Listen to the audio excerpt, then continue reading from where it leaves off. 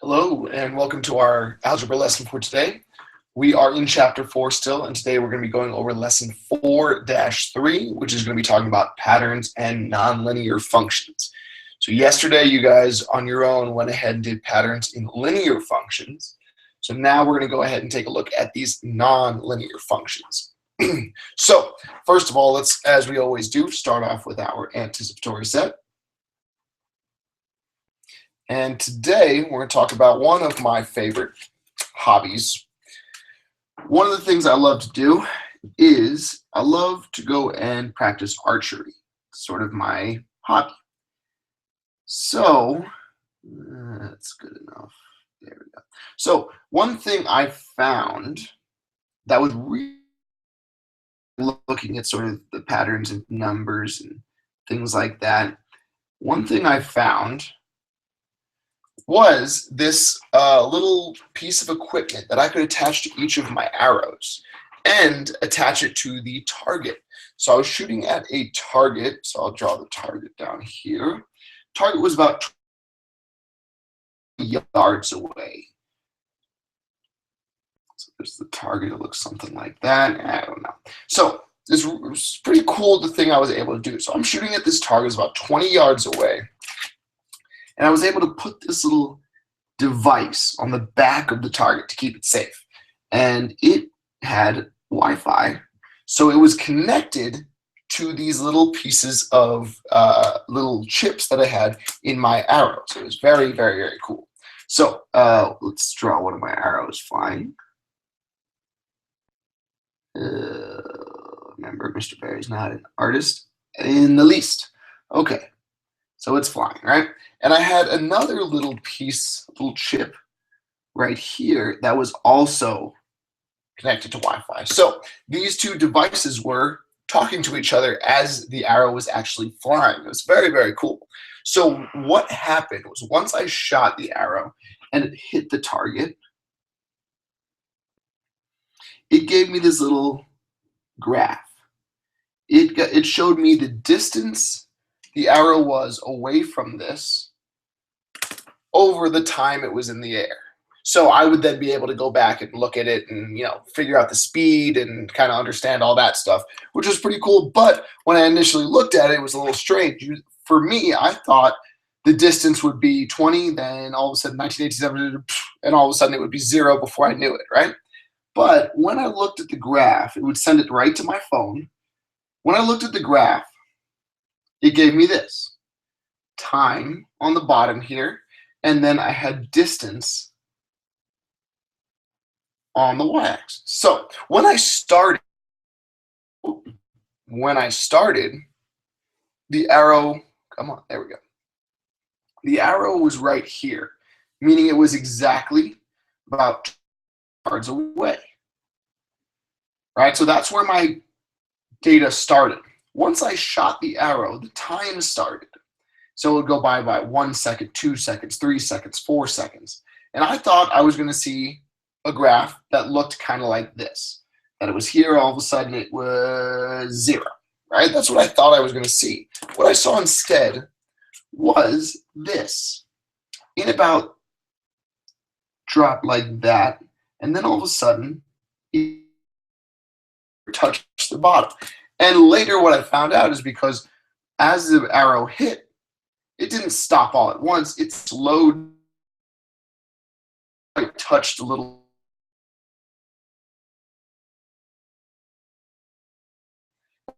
Looking graph than what you're normally able to see. We're going to talk about today. If you can guess, what I'm drawing right there is a nonlinear function. So let's go ahead and move on and get into our work today and get into our standard. And our standard today, well, we have 2 of them. One is A-REI.10.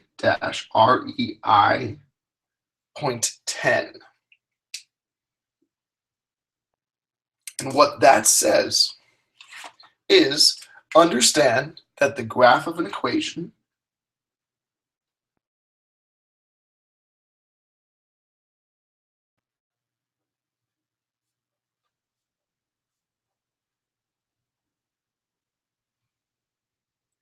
in two variables.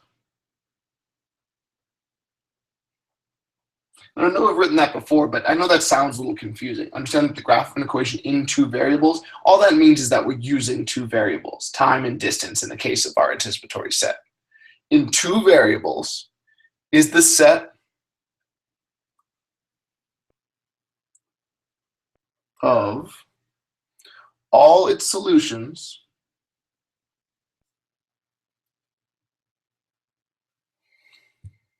plotted in the coordinate plane.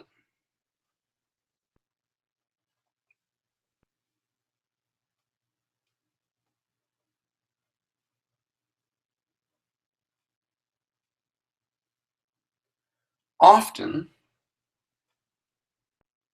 forming a curve, which can also be a straight line. So when we're talking about graphing, when we say curve, we don't mean it actually is curving. What we mean is it's just on there, and even a straight line can be considered a curve.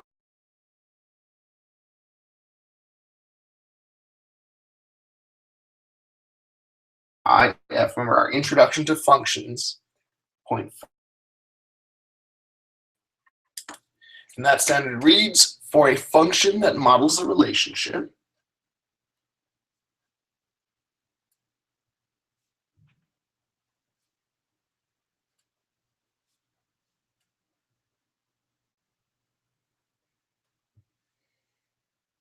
between two quantities,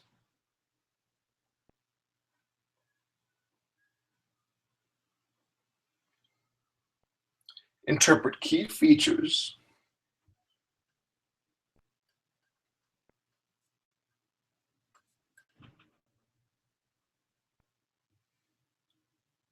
of graphs and tables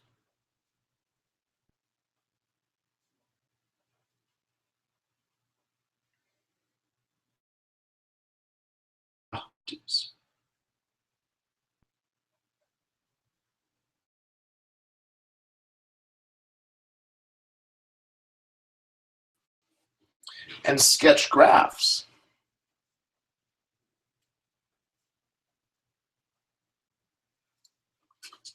showing key features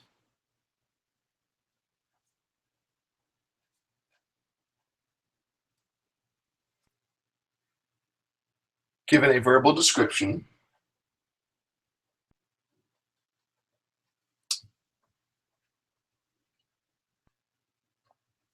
of the relationship. And I'm going to go ahead and skip writing down all the different things that we wrote the last couple times, all the different types of features, but those are our basic standards. So let's take a little deeper long. So let's see. The first one says understand the graph of an equation in two variables. Now we talked about what two variables means. That means that we're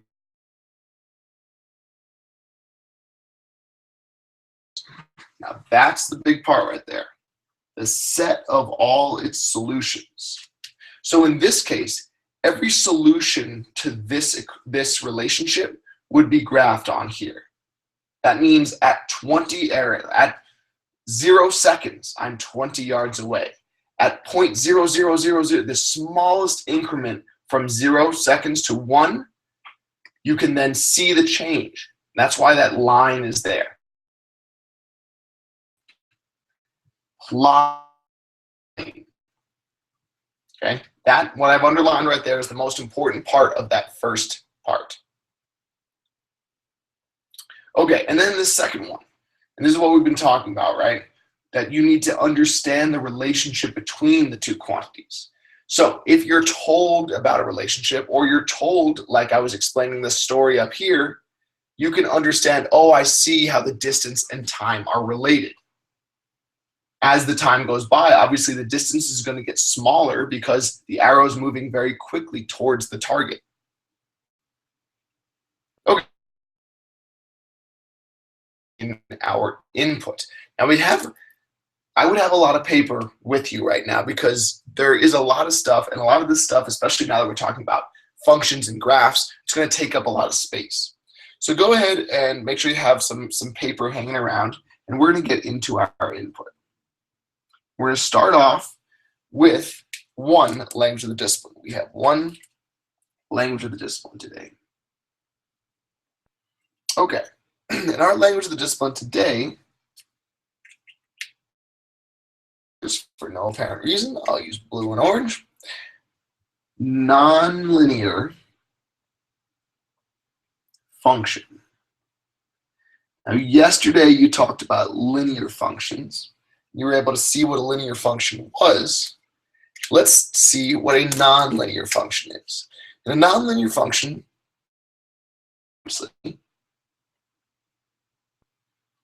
whose graph is not a line,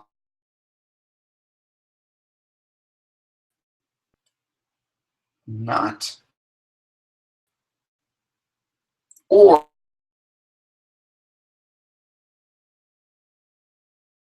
now think back to your very, very early days, second grade, first grade, maybe third grade when they started. What is a line? A line is an absolutely straight thing, right? It only goes in one or two directions. Basically, it'll go this way, this way, just one direction. It does not move at all. It's straight. So a nonlinear function doesn't follow a straight line. So we're going to put a few examples down. So go ahead and write this along. Say this is linear and nonlinear functions.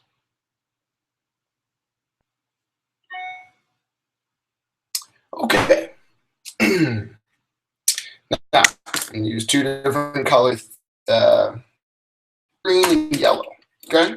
Now, the yellow is going to be for our linear functions.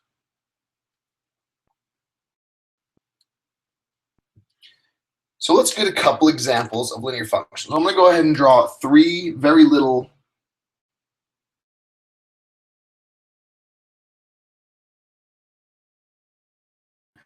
examples of what you could see when you're looking at a linear function. One possibility is just, straight line in any direction along it. Could be going this way, can be going this way, but that would be an example of a linear function. It's completely straight. Now, it may not be completely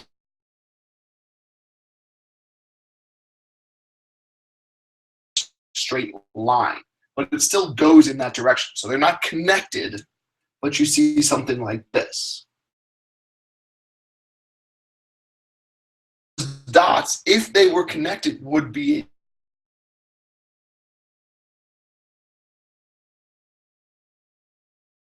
this, even if it's just completely horizontal.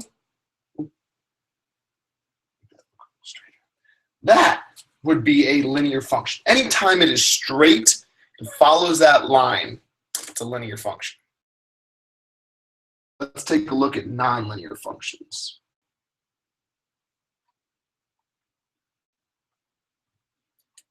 I'm going to draw a couple axes there that we use.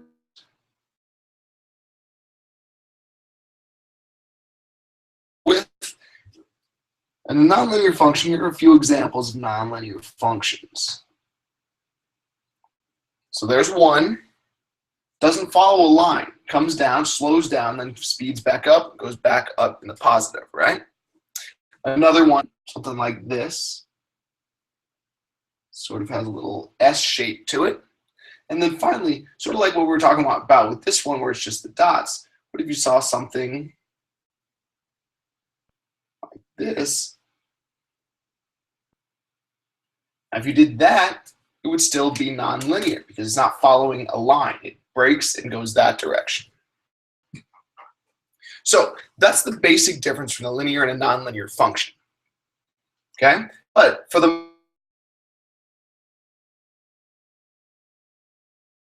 so go ahead. We're going to just put one little note down real quick. We're going to say that nonlinear functions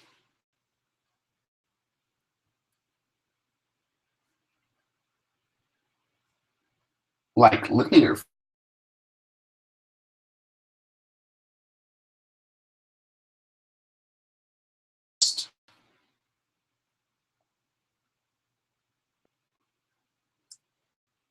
with words, tables, equations, sets of ordered pairs,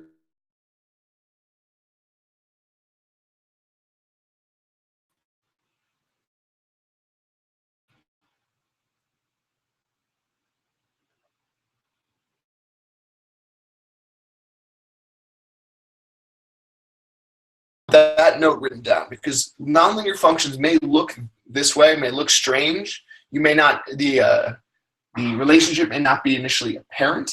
It's much easier when we say that for every dollar you have 4 quarters, right? That's easy. So 1, 4 would be one of the points, 2, 8, and on like that. You know what to expect. It's doing these weird situations, okay? But they can still be explained with these. So I'm going to go ahead and grab a new piece of paper. Like I said, make sure you have a lot of pieces of papers with you, because there's a lot of images, a lot of things we're going to have to draw that's going to take up some space. Okay, so now what we're going to do is we're going to go right into our modeling. We've gone over our input. Our input was to see the difference between a linear and a nonlinear function. So let's go ahead and start with our modeling. All right, and the first thing we're going to talk about is we're going to be classifying functions as linear or nonlinear. So we're going to classify, okay? So let's go ahead and start with number 1. Number 1 says the area A in square inches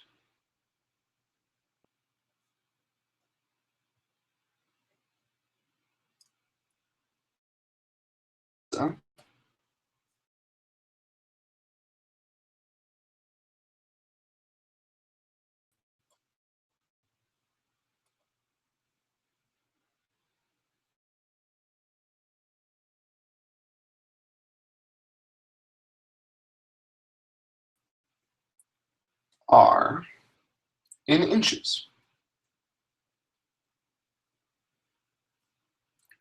And then the cost, C, in dollars,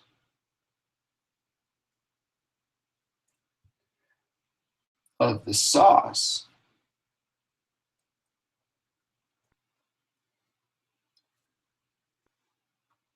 is a function of the weight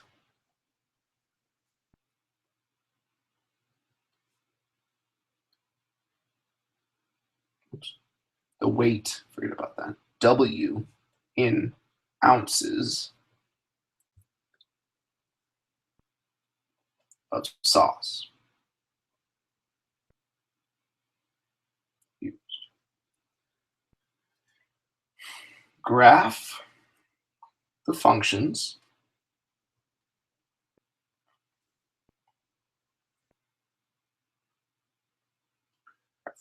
shown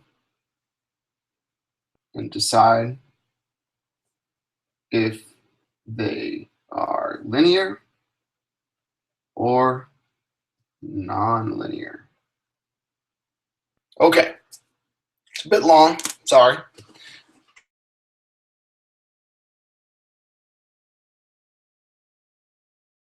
Both Mrs. Berry and I had very bad food poisoning from pizza, so I don't really like talking about pizza right now, but I'll make it through. I'll try not to throw up on the screen. So here we go. Let's take a look at 2 tables. So this question is telling us that we're looking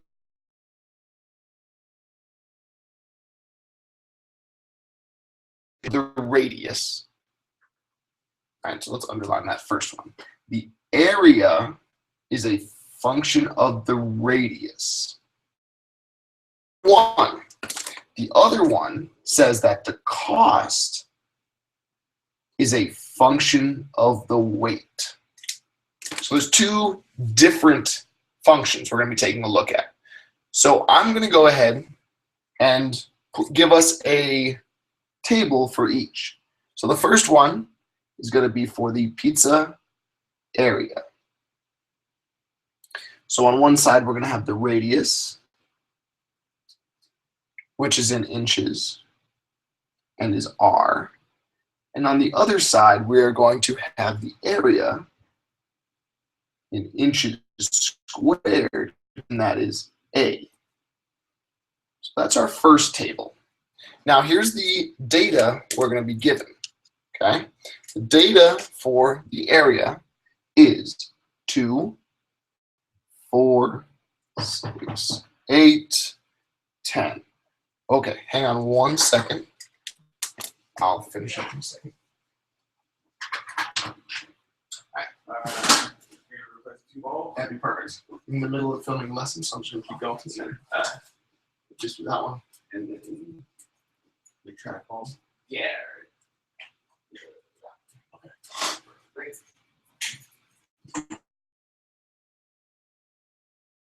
All right, so we have some work going on in our apartment, but I'm going to keep going. Here we go. So we have the area. So the area is for the first one, 12.57.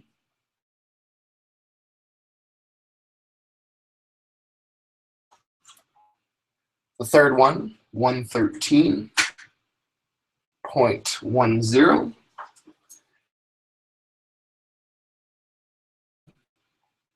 0.06, and the last one, 314.16. So we have each of our readings for that. Then I'm going to go over and I'm going to fill out the other one, which is the cost. I'm going to put that right next to it so we can see that one as well. So at the top, I'm going to call that sauce cost. And we have two different values, right? We have the weight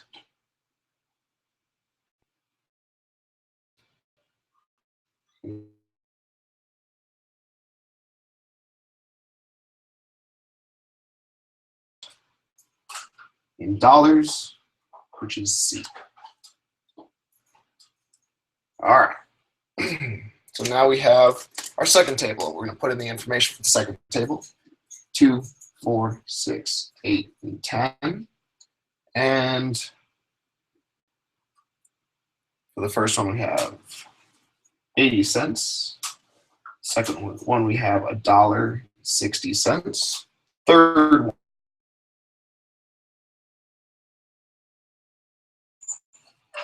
we have $3.20.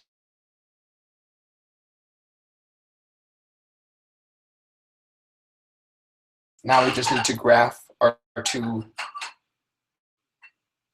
functions. So I'm going to go ahead. Axes for both situations. This one here and this one here. All right. Make sure that we have the right information on the right axes. So the x-axis is always going to be our independent variable. So make sure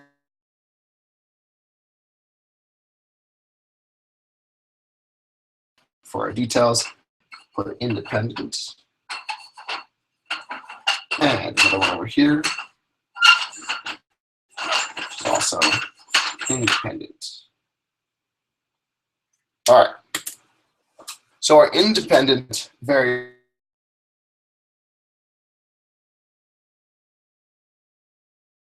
matter with anything else. So for our first one, which is our radius and our area, we look in the question. It says the area is a function of its radius, meaning area is dependent. Oops, sorry, you could see that. Area is dependent upon its radius. So down here, our x value is going to be the radius.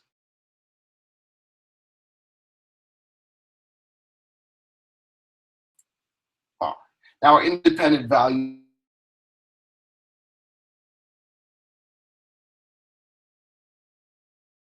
is a function of the weight. So again, the cost is determinant on the weight. So the weight is going to be our independent value. The weight is in ounces. And tag the W. Okay, now our Y values are easy now. They are our dependent variable. But since we figured out our independent, this is easy. This one's going to be our area.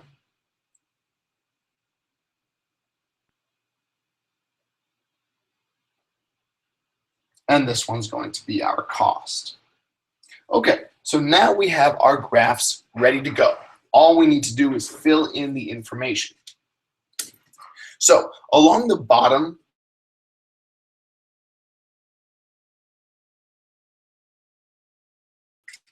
numbers for our radius. So we have 2,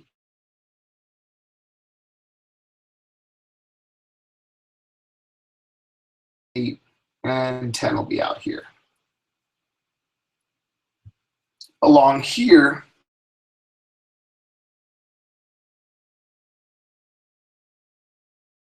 I'll put 300 here. We'll work our way down. This will be 200, and this will be 100. There we go. Now we can start putting our data points. So let's look at our ordered pairs. And our ordered pairs, remember, are just our x value and our y value.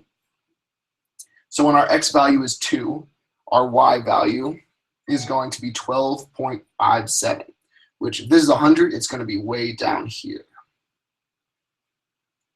When it's 4, it's just over 50, 50.27. Okay, so that's going to be just over 50.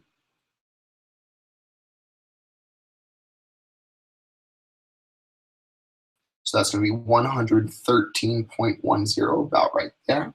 When it is 8, it's going to be about, or it's going to be 201.06, which is going to be 201 right past 200. And when it's 10, it's going to be 314.1. That is our equation for that.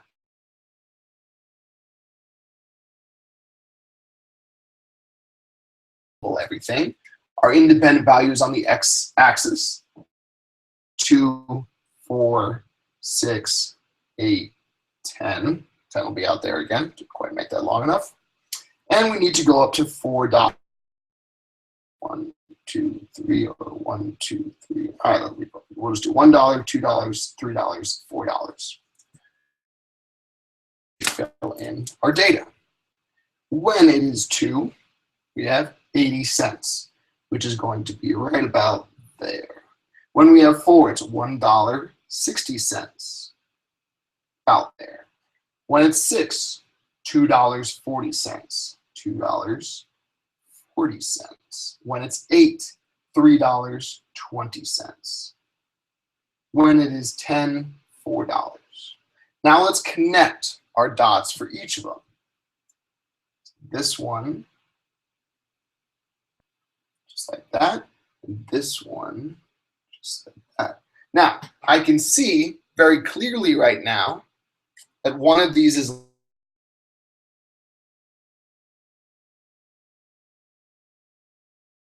line. This is going to be our non-linear. This one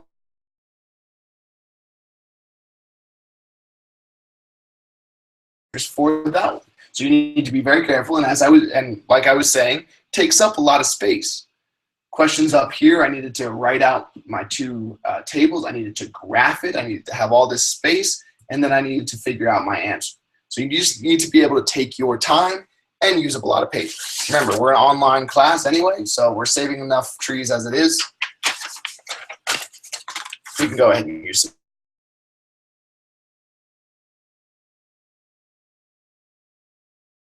Second question, our modeling, guess what? Even times. Okay, we are now going to be representing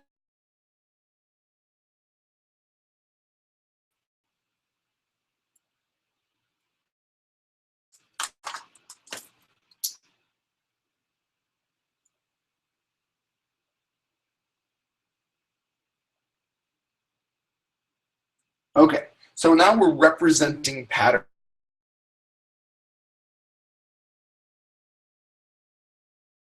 A pattern that helps us see this.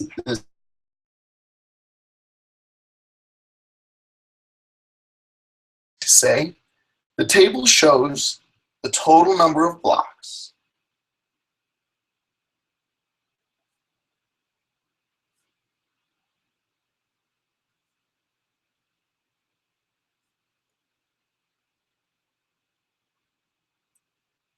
in each figure.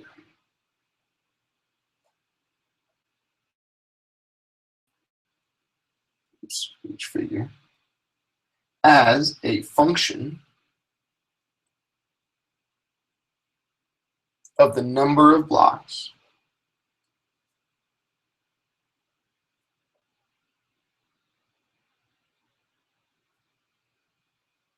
on one edge. Okay, so I'm going to go ahead and draw out because it doesn't really make sense right now because there's nothing else drawn there. So we're going to get a little practice with drawing three-dimensional items.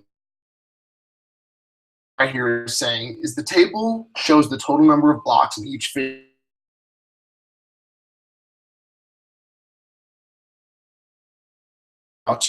I'm not a good artist. You might be better than me. But we're going to start with just one. So when there's one block on the edge, there's just one block. Let's do the next one where there's two on each edge.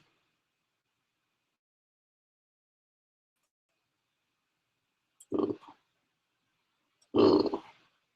Doesn't look good at all. Doesn't look good at all. That's okay. That's two. And then this one will have three on each edge.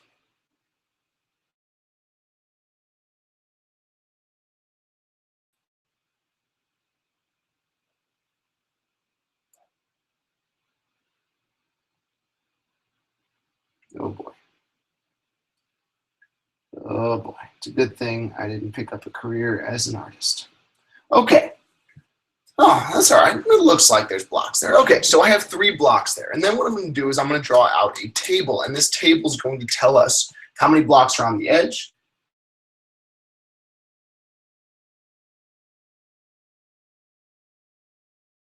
Edge blocks.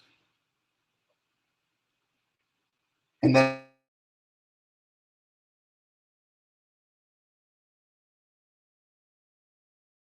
I'm going to put the ordered pair.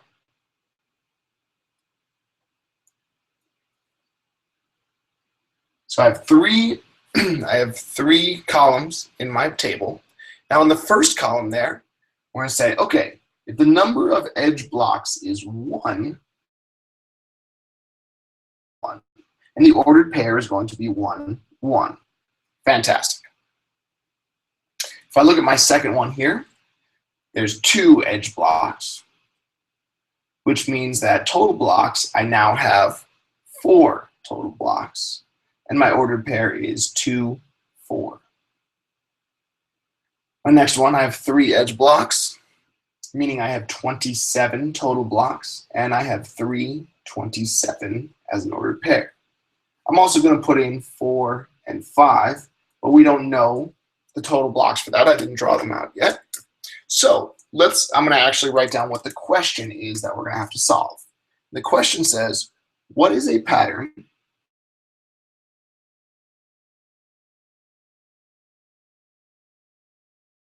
and use to complete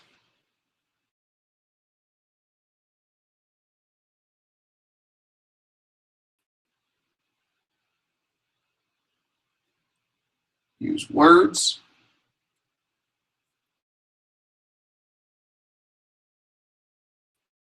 and graphs.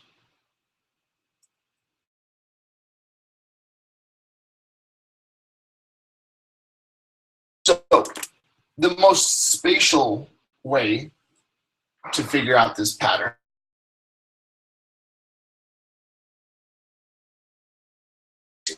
so that's what I'm going to do. Instead of 3 now, I need 4 edge blocks.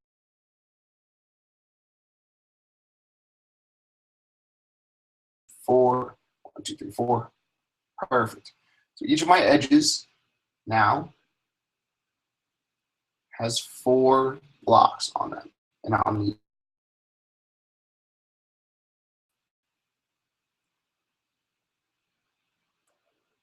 okay. 1, 2. Oh boy, I am definitely not an artist. Okay, doesn't look anything like the same size blocks, but just pretend. Just pretend. Okay, so there's my next one right there.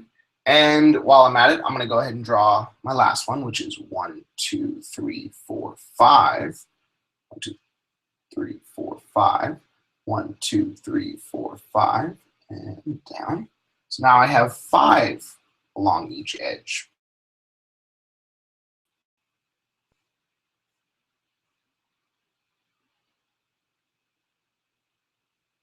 Oh boy.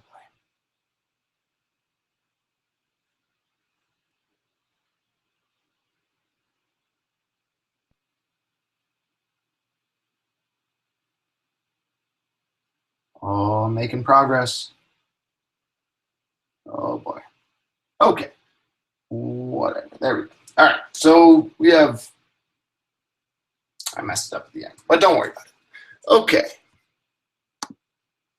So now we now have what we need here. We can figure out how many total blocks are in each of these.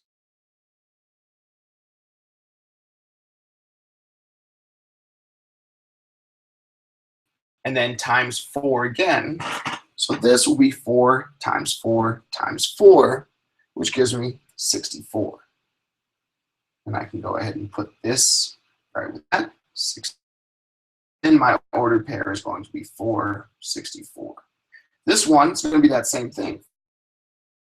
5 equals 125. And I can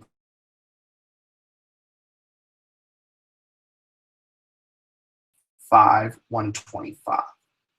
Okay, now I see a pattern.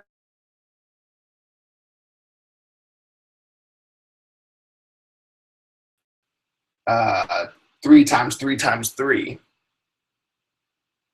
We can figure any.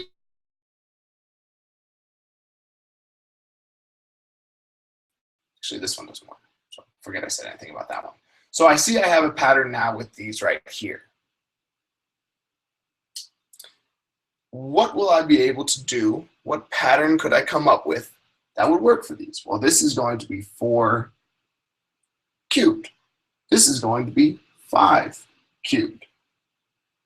So in words, I could say, oh, that's why that didn't work. I was confused for so long. This is actually 8. That's my fault. Because yes, 2 times 2 times 2 does work here. 2 times 2 is actually 8 there. So that was my fault. So sorry. I apologize. Okay, now that we have fun, I do see my.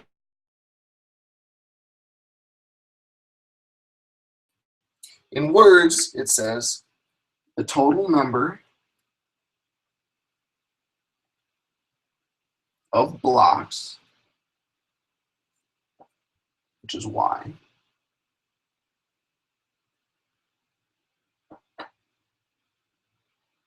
is the cube of the edge blocks, which is x. So in words, that's how I can describe this function. With an equation, it's just what we figured out right there. Y, the number of blocks, is the cube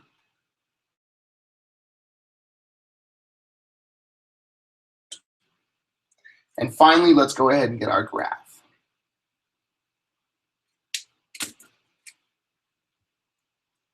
So I'm going to go ahead and draw the x and y axis.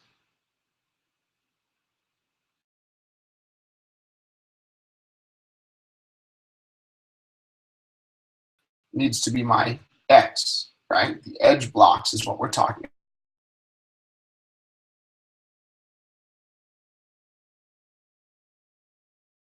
Total. So for my edge blocks, I can just go in order. Go 1, 2, 3, 4, 5, 6, on and on and on. Now my total, I go all the way up to 125. So I need to find something that's going to work for me down here. Let's go up to, this will be 1. So we'll say 50, 100, 150. Okay, now let's just put in our values. The total blocks are also 1, so it's going to be way down there. When there's 2 edge blocks, there's going to be 8, which is also way down there. 3 edge blocks, we're going to have 27, which is a little higher about there. When we have 4, we're going to have 64, which is going to be up this way a little bit. When we have 5, we're going to have 125, which is all the way up here. And we can keep going and going and going.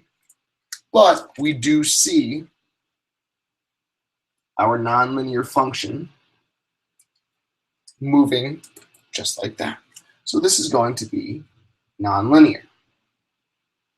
Oh, very nice. And like I said, it's a lot of writing. I'm so sorry. Let's move on to our last bit. Our last bit of modeling before we're done.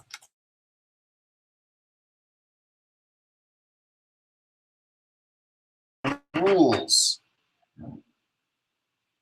of nonlinear functions. So, the title is Nonlinear Function Rule. And this is going to be number 3. Number pairs 1, 2,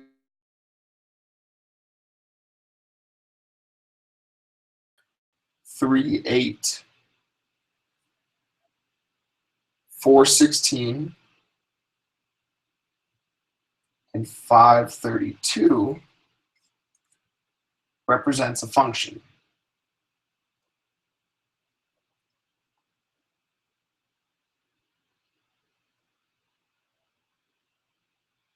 What is a rule?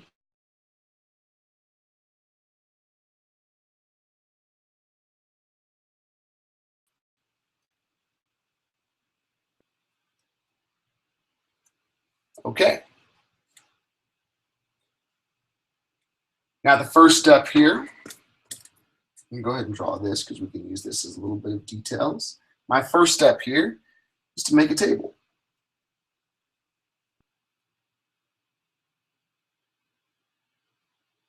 To organize numbers.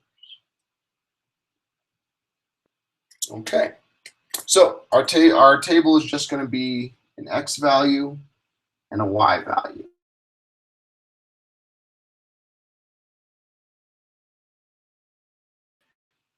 xy, xy, xy, xy, and xy. Perfect. Now, we need to come up with a rule that works for every single one of these. So the best way to do that is let's start with the most basic. Okay, let's go start with the most basic, which would be the first one right here. And we can say what works. And we need to think of all the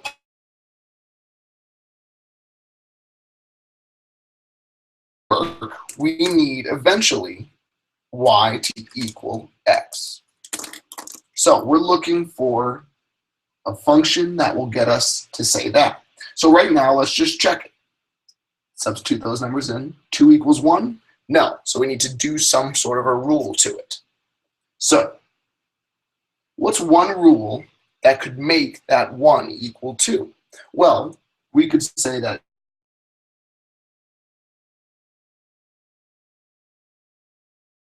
thing we could do. We could also say 2 equals 1 times 2.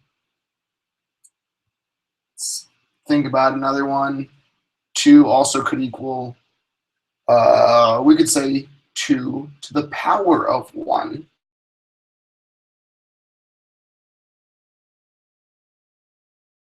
Equations would be y equals x plus 1 or y equals 1 times,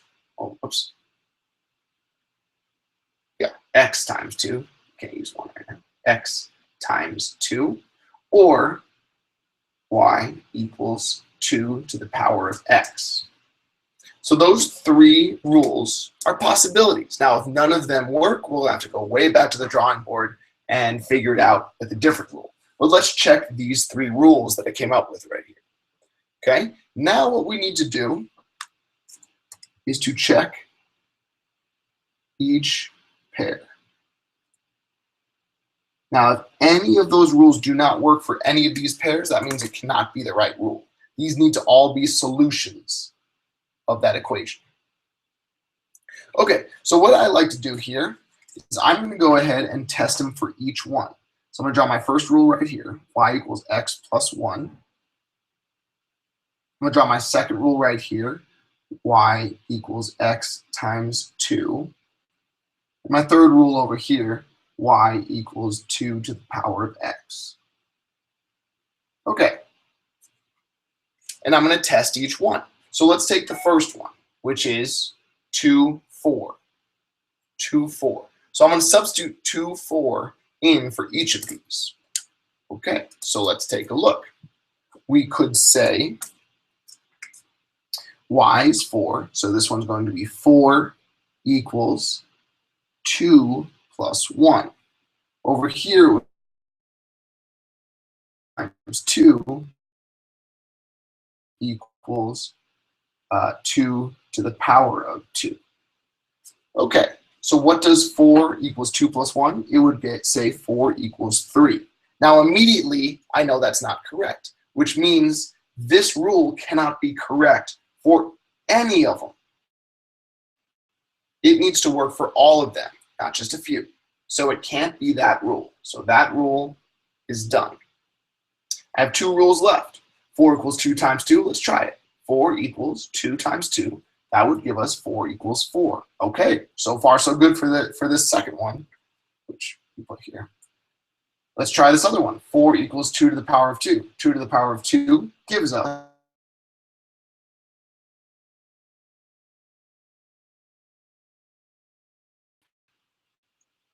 now we don't need to check this one anymore, but we do need to check the other 2. So this one, the y value is 8. So we have 8 equals 3 times 2. And over here we have 8 equals 3 to the, 8 equals, which one did I do here? 2 to the power of 3. There we go. Okay, now it gives us 6. 8 equals 6, which is not correct. So now we're down to this one. Hopefully this one works. 8 equals 2 to the power of 3. 2 times 2 is 4. Times 2 is 8. Okay, so that one's still in. Now to really check, let's do the next one. 4, 16. So this one would be 16 equals 4 to the power, 2 to the power of 4. Times 2 is 16. It looks like we found our rule. So that's the way you need to work and get a lot of work in there. Yes, it's a lot of writing, but that's how you're going to be finding your rule for your function. Okay, I know that was long. I know it had a lot of stuff to it. I'm so sorry about that, but that's what math is. So here we go. Let me go ahead and give you your guided and for guided practice.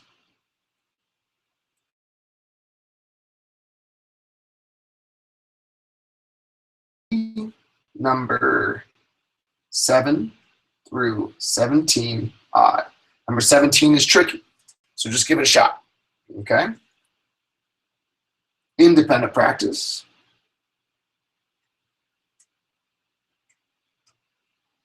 is 4-3 lesson quiz.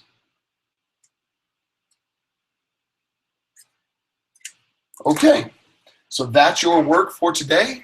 Good luck, have fun, and go Buffs.